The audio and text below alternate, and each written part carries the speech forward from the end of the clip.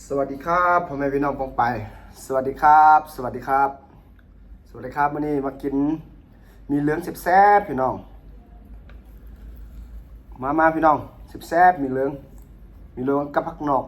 ใส่ลูกชิ้นพี่น้องอืม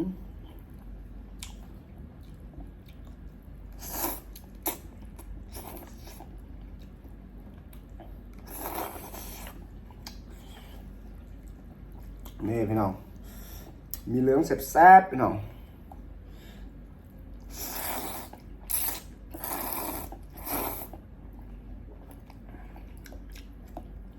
อ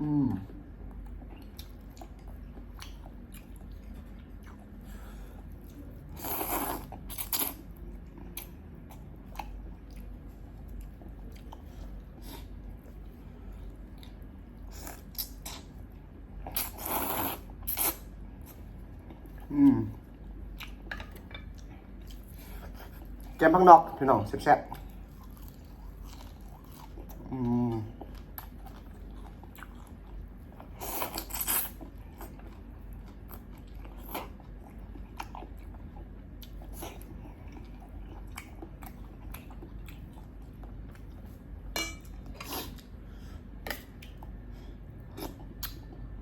แซ่บเผ็ดๆพี่น้องอร่อยมากเลยครับพี่น้องผัก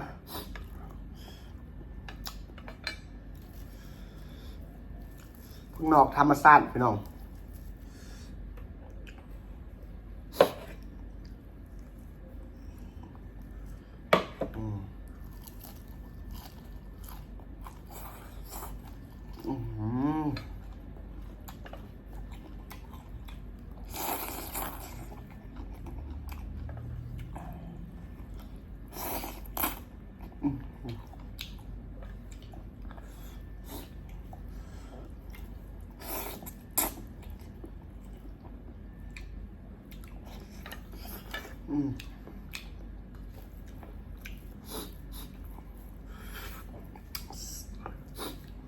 แซ่บพี่น้อง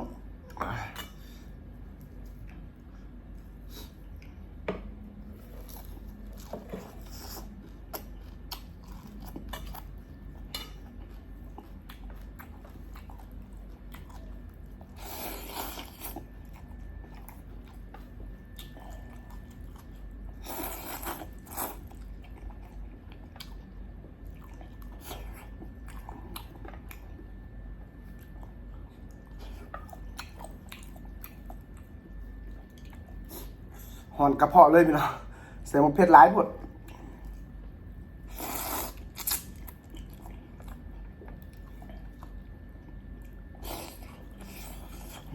อืม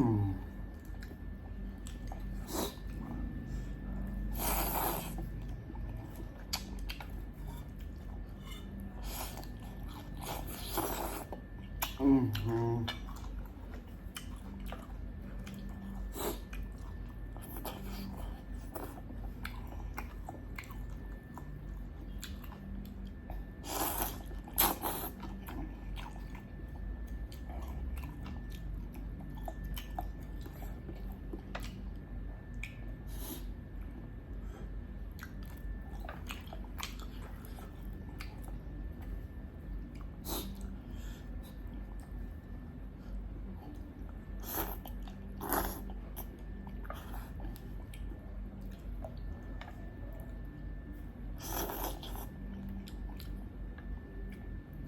อืมอืม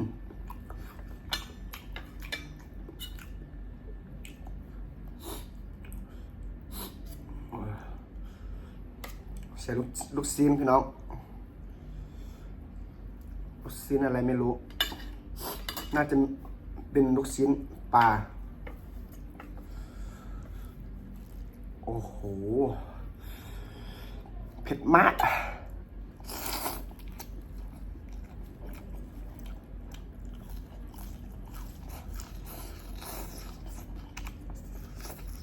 อือหือ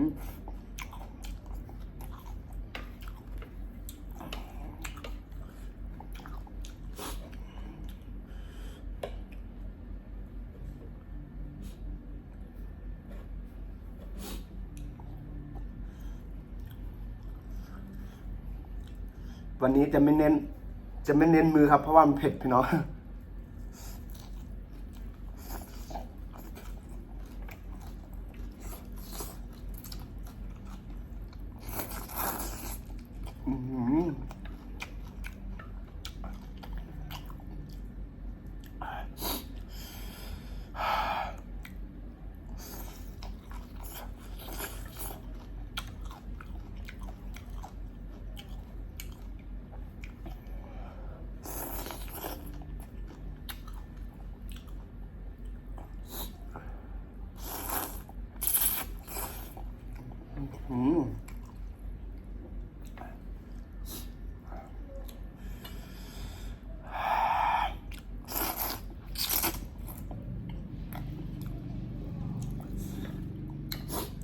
ยิ่งเผ็ดยิ่งแซ่บพี่น้อง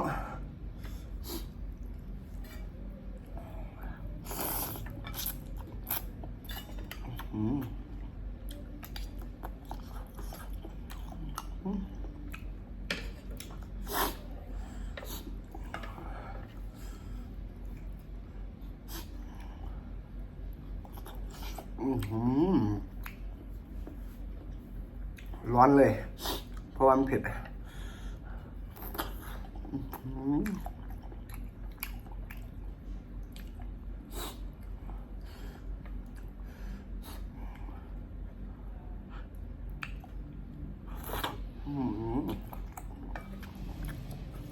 จะหนีไปไหน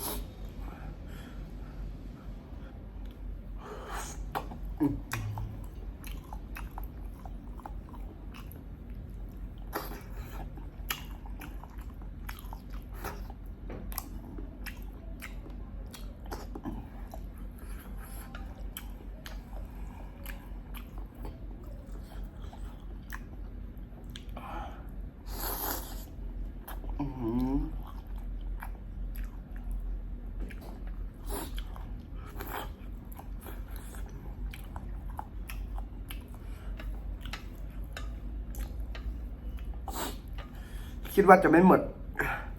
ดจริงๆ